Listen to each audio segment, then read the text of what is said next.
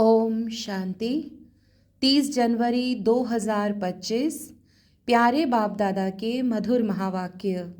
मीठे बच्चे, इस पुरानी दुनिया में कोई भी सार नहीं है, इसीलिए तुम्हें इससे दिल नहीं लगानी है। बाप की याद टूटी तो सजा खानी पड़ेगी। प्रश्न: बाप का मुख्य डायरेक्शन क्या है, उसका उल्लंघन क्यों होता है?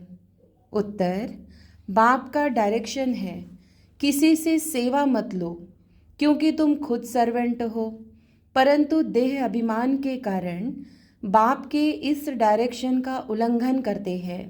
बाबा कहते, तुम यहाँ सुख लेंगे तो वहाँ का सुख कम हो जाएगा। कई बच्चे कहते हैं हम तो इंडिपेंडेंट रहेंगे, परंतु तुम सब बाप पर डिपेंड करते हो। गीत: दिल का सहारा टूट ना जाए। ओम शांति। शिव भगवानुवाच अपने सालिग्रामों प्रति। शिव और सालिग्राम को तो सब मनुष्य जानते हैं, दोनों निराकार है। अब श्री कृष्ण भगवानुवाच कह नहीं सकते, भगवान एक ही होता है। तो शिव भगवानुवाच किसके प्रति? रूहानी बच्चों प्रति। बाबा ने समझाया है बच्चों का अब कनेक्शन है ही बाप से, क्योंकि पतित पावन ज्ञान का सागर स्वर्ग का वर्षा देने वाला तो शिव बाबा ही ठहरा। याद भी उनको करना है। ब्रह्मा है उनका भाग्यशाली रथ, रथ द्वारा ही बाप वर्षा देते हैं। ब्रह्मा वर्षा देने वाला नहीं है, वह तो लेने वाला है। तो बच्चों को अपने को आत्मा समझ बाप को याद करना है। मिसला समझो, रथ को कोई तकलीफ होती है, वह काटने अकाटने बच्चों को मुरली नहीं मिलती है, तो बच्चों का सारा अटेंशन जाता है शिव बाबा तरफ। वह तो कभी बीमार पड़ नहीं सकते। बच्चों को इतना ज्ञान मिला है, वह भी समझा सकते हैं। प्रदर्शनी में बच्चे कितना समझाते हैं, ज्ञान तो बच्चों में है ना। हर एक की बुद्धि में चित्रों का ज्ञान भरा हुआ है। बच्चों को कोई अटक नहीं रह सकती। समझो, पोस्ट का आना जाना बंद हो जाता है, स्ट्राइक हो जाती है, फिर क्या करेंगे? ज्ञान तो बच्चों में है। समझाना है सतयुग था, अब कलयुग पुरानी दुनिया है। गीत में भी कहते हैं पुरानी दुनिया में कोई सार नहीं है, इनसे दिल नहीं लगानी है, नहीं तो सजा मिल जाएगी। बाप की याद से सजाएं कटती जाएंगी। ऐसा ना हो बाप की याद टूट जाए, फिर सजा खानी पड़े और पुरानी दुनिया में चले जाएं। ऐसे तो ढेर गए हैं जिनको बाप याद भी नहीं है। पुरानी दुनिया से दिल लग गई, ज़माना बहुत खराब है, कोई से दिल लगाई तो सजा बहुत मिलेगी। बच्चों को ज्ञान सुनना है, भक्ति मार्ग के गीत भी नहीं सुनने हैं। अभी तुम हो संगम पर, ज्ञान सागर बाप द्वारा तुमको संगम पर ही ज्ञान मिलता है। दुनिया में यह किसी को पता नहीं है कि ज्ञान सागर एक ही है। वह जब ज्ञान देते हैं तब मनुष्यों की सद्गति होती है। सद्गति दाता एक ही है, फिर उनकी मत पर चलना है। माया छोड़ती कोई को भी नहीं है। देह अभिमान के बाद ही कोई ना कोई भूल होती है। कोई सहमी कामवश हो जाते हैं, कोई क्रोधवश। मनसा में तूफान बहुत आते हैं, प्यार करें ये करें, कोई के शरीर से दिल नहीं लगानी है। बाप कहते हैं अपने को आत्मा समझो तो शरीर का भान न रहे, नहीं तो बाप की आज्ञा का उल्लंघन हो जाता है। देह अहंकार से नुकसान बहुत होता है, इसीलिए देह सहित सब कुछ भूल जाना है। सिर्फ बाप को और घर को याद करना है। आत्माओं को बाप समझाते हैं शरीर से काम करते मुझे याद करो तो विकर्म भस्म हो जाएंगे। रास्ता तो बहुत सहज है, यह भी समझते हैं तुमसे भूलें होती रहती हैं, परंतु ऐसा ना हो भूलों में फंसते ही जाओ। एक बारी भूल हुई, फिर वह भूल नहीं करनी चाहिए। अपना कान पकड़ना चाहिए, फिर यह भूल नहीं होगी। पुरुषार्थ करना चाहिए। अगर घड़ी घड़ी भूल होती है तो समझना चाहिए हमारा बहुत नुकसान होगा। भूल करते करते तो दुर्गति को पाया है ना, कितनी बड़ी सीढ़ी उतरकर क्या बने हैं। आगे तो यह ज्ञान नहीं था, अभी नंबरवार पुरुषार्थ अनुसार ज्ञान में सब प्रवीण हो गए हैं। जितना हो सके अंतर्मुखी भी रहना है, मुख से कुछ कहना नहीं है। जो ज्ञान में प्रवीण बच्चे हैं वह कभी पुरानी दुनिया से दिल नहीं लगाएंगे। उनकी बुद्धि में रहेगा हम तो रावण राज्य का विनाश करना चाहते हैं। यह शरीर भी पुराना रावण संप्रदाय का है, तो हम रावण संप्रदाय को क्यों याद करें। एक राम को याद करें, सच्चे पिता व्रता बने ना। बाप कहते हैं मुझे याद करते रहो तो तुम्हारे विकर्म विनाश हो जाएंगे। पिता व्रता अथवा भगवान व्रता बनना चाहिए। भक्त भगवान को ही याद करते हैं कि हे भगवान, आकर हमें सुख शांति का वर्षा दो। भक्ति मार्ग में तो कुर्बान जाते हैं, बलि चढ़ते हैं। यहाँ बलि चढ़ने की बात तो है नहीं, हम तो जीते जी मरते हैं, गोया बलि चढ़ते हैं। यह है जीते जी बाप का बनना, क्योंकि उनसे वर्षा लेना है, उनकी मत पर चलना है। जीते जी बलि चढ़ना, वारी जाना वास्तव में अभी की बात है। भक्ति मार्ग में वह फिर कितना जीवघात आदि करते हैं। यहाँ जीवघात की बात नहीं। बाप कहते हैं अपने को आत्मा समझो, बाप से योग लगाओ, देह अभिमान में नहीं आओ। उठते बैठते बाप को याद करने का पुरुषार्थ करना है। 100% पास तो कोई हुआ नहीं है, नीचे ऊपर होते रहते हैं, भूले होती हैं, उस पर सावधानी नहीं मिलेगी तो भूले छोड़ेंगे कैसे। माया किसी को भी छोड़ती नहीं है। कहते हैं बाबा हम माया से हार जाते हैं, पुरुषार्थ करते भी हैं, फिर पता नहीं क्या होता है। हमसे इतनी कड़ी भूलें पता नहीं कैसे हो जाती हैं। समझते भी हैं ब्राह्मण कुल में इससे हमारा नाम बदनाम होता है, फिर भी माया का ऐसा वार होता है जो समझ में नहीं आता। देह अभिमान में आने से जैसे बेसमझ बन जाते, बेसमझी के काम होते हैं तो गलानी भी होती, वर्षा भी कम हो जाता। ऐसे बहुत भूले करते हैं।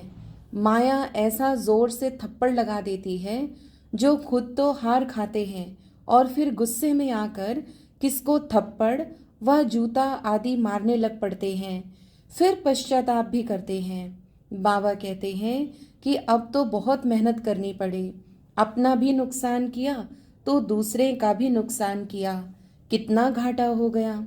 राहु का ग्रहण बैठ गया। अब बाप कहते हैं दे दान तो छूटे ग्रहण। राहु का ग्रहण बैठता है तो फिर वह टाइम लेता है, सीढ़ी चढ़कर फिर उतरना मुश्किल होता है। मनुष्य को शराब की आदत पड़ती है तो फिर वह छोड़ने में कितनी मुश्किलात होती है। सबसे बड़ी भूल है काला मुंह करना। घड़ी घड़ी शरीर याद आता है, फिर बच्चे आदि होते हैं तो उनकी ही याद बनी रहती है। वह फिर दूसरों को ज्ञान क्या देंगे, उनका कोई सुनेंगे भी नहीं। हम तो अभी सबको भूलने की कोशिश कर एक को याद करते हैं। इसमें संभाल बहुत करनी पड़ती है, माया बड़ी तीखी है। सारा दिन शिव बाबा को याद करने का ही ख्याल रहना चाहिए।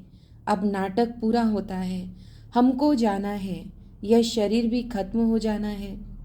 जितना आप आपको याद करेंगे तो देह अभिमान टूटता जाएगा और कोई की भी याद नहीं होगी। कितनी बड़ी मंजिल है, सिवाय एक बाप के और कोई के साथ दिल नहीं लगानी है।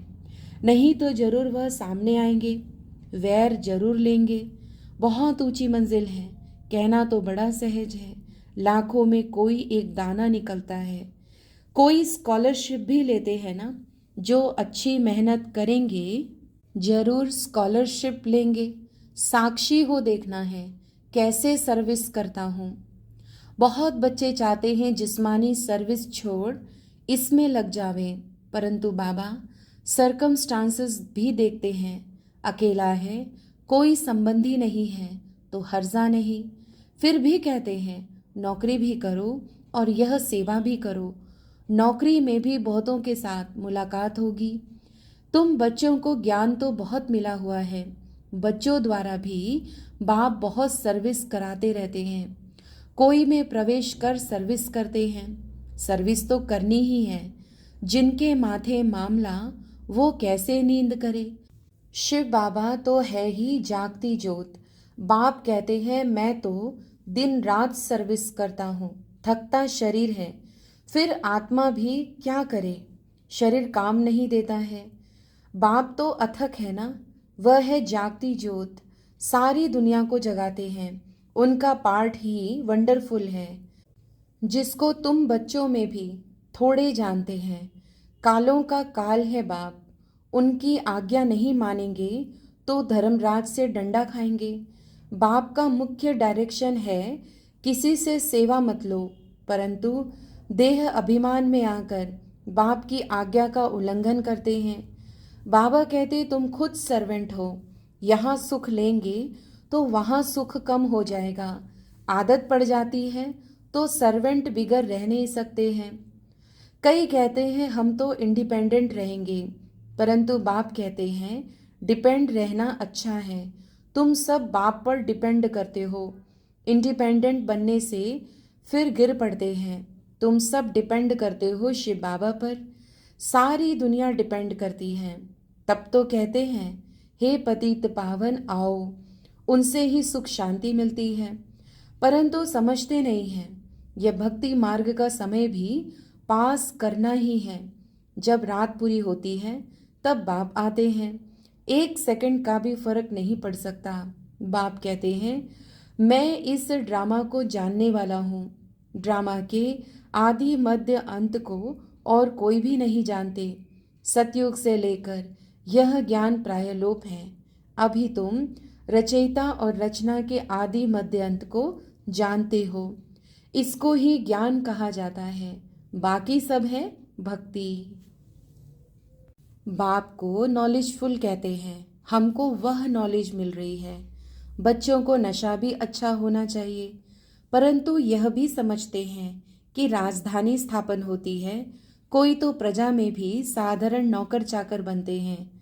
जरा भी ज्ञान समझ में नहीं आता। वंडर है ना, ज्ञान तो बड़ा सहज है। 84 जन्मों का चक्र अब पूरा हुआ है। अब जाना है अपने घर। हम ड्रामा के मुख्य एक्टर्स हैं। सारे ड्रामा को जान गए हैं। सारे ड्रामा में हीरो हीरोइन एक्टर हम हैं। कितना सहज है। परंतु तकदीर में नहीं है तो तदबीर भी क्या करे। पढ़ाई में ऐसा होता है, कोई नापास हो जाते हैं। कितना बड़ा स्कूल है, राजधानी स्थापन होनी है। अब जितना जो पढ़ेंगे बच्चे जान सकते हैं हम क्या पद पाएंगे। ढेर के ढेर हैं, सब वारिस तो नहीं बनेंगे। पवित्र बनना बड़ा मुश्किल है। बाप कितना सहज समझाते हैं। अब नाटक पूरा होता है। बाप की याद से सतो प्रधान बन, सतो प्रधान दुनिया का मालिक बनना है। जितना हो सके याद में रहना है। परंतु तकदीर में नहीं है तो फिर बाप के बदले और को याद करते हैं। दिल लगाने से फिर रोना भी बहुत पड़ता है। बाप कहते इस पुरानी दुनिया से दिल नहीं लगानी है, यह तो खत्म होनी है। यह और कोई को पता नहीं है। वह तो समझते हैं कलयुग अभी बहुत समय चलना है। घोर नींद में सोए पड़े हैं। तुम्हारी यह प्रदर्शनी प्रजा बनाने के लिए विहंग मार्ग की सर्विस का साधन है। राजा रानी भी कोई निकल पड़ेगा। बहुत है जो सर्विस का अच्छा शौक रखते हैं। फिर कोई गरीब, कोई साहूकार है, औरों को आप समान बनाते हैं, उनका भी फायदा तो मिलता है ना। अंधों की लाठी बनना है, सिर्फ यह बतलाना है कि बाप और वर्षे को याद करो। विनाश सामने खड़ा है। जब विनाश का समय नजदीक देखेंगे तब तुम्हारी बातों को सुनेंगे। तुम्हारी सर्विस भी वृद्धि को पाती जाएगी। समझेंगे बरोबर ठीक है। तुम रणियां तो मारते रहते हो कि विनाश होना है। तुम्हारी प्रदर्शनी, मेला, सर्विस वृद्धि को पाती रहेगी। कोशिश करनी है कोई अच्छा हॉल मिल जाए किराया देने के लिए तो हम तैयार हैं, बोलो तुम्हारा और ही नाम वाला होगा। ऐसे बहुतों के पास हॉल पड़े होते हैं। पुरुषार्थ करने से 3 पैर पृथ्वी के मिल जाएंगे। जब तक तुम छोटी छोटी प्रदर्शनी रखो, शिव जयंती भी तुम मनाएंगे तो आवाज होगा। तुम लिखते भी हो, शिव जयंती की छुट्टी का दिन मुकर्रर करो। वास्तव में जन्मदिन तो एक का ही मनाना चाहिए, वही पतित पावन है। स्टैम्प भी वास्तव में असली यह त्रिमूर्ति की है। सत्यमेव जयते, यह है विजय पाने का समय। समझाने वाला भी अच्छा चाहिए। सभी सेंटर्स के जो मुख्य हैं उन्हों को अटेंशन देना पड़े, अपनी स्टैम्प निकाल सकते हैं। यह है त्रिमूर्ति शिव जयंती। सिर्फ शिव जयंती कहने से समझ नहीं सकेंगे। अब काम तो बच्चों को ही करना है। बहुतों का कल्याण होगा तो कितनी लिफ्ट मिलेगी। सर्विस की लिफ्ट बहुत मिलती है। प्रदर्शनी से बहुत सर्विस हो सकती है। प्रजा तो बनेगी ना। बाबा देखते हैं सर्विस पर किन बच्चों का अटेंशन रहता है, दिल पर भी वही चढ़ेंगे। अच्छा, मीठे मीठे सिकीलदे बच्चों प्रति मात पिता बाप दादा का याद प्यार और गुड मॉर्निंग। रूहानी बाप की रूहानी बच्चों को नमस्ते।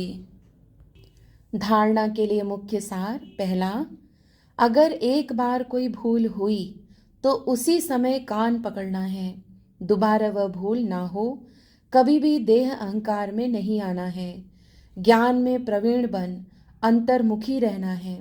दूसरा, सच्चा पिता व्रता बनना है। जीते जी बलि चढ़ना है। किसी से भी दिल नहीं लगानी है। बेसमझी का कोई भी काम नहीं करना है। वरदान, जुदाई को सदा काल के लिए विदाई देने वाले स्नेही स्वरूप भव। जो स्नेही को पसंद है वही स्नेह करने वाले को पसंद हो। यही स्नेह का स्वरूप है। चलना खाना पीना रहना स्नेही के दिल पसंद हो। इसलिए जो भी संकल्प व कर्म करो तो पहले सोचो कि यह स्नेही बाप के दिल पसंद है। ऐसे सच्चे स्नेही बनो तो निरंतर योगी सहज योगी बन जाएंगे। यदि स्नेही स्वरूप को समान स्वरूप में परिवर्तन कर दो तो अमर भव का वरदान मिल जाएगा और जुदाई को सदा काल के लिए विदाई मिल जाएगी। स्लोगन, स्वभाव इजी और पुरुषार्थ अटेंशन वाला बनाओ।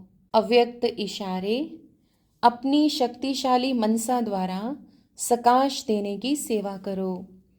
जैसे बीज में सारा वृक्ष समाया रहता है, ऐसे संकल्प रूपी बीज में सारे वृक्ष का विस्तार समा जाए, तब संकल्पों की हलचल समाप्त होगी। जैसे आजकल दुनिया में राजनीति की हलचल, वस्तुओं के मूल्य की हलचल, करेंसी की हलचल, कर्म भोग की हलचल, धर्म की हलचल बढ़ती जा रही है, उस हलचल से स्वयं को व सर्व को बचाने के लिए मन बुद्धि को एकाग्र करने का अभ्यास करते सकाश देने की सेवा करते रहो। अच्छा, ओम शांति।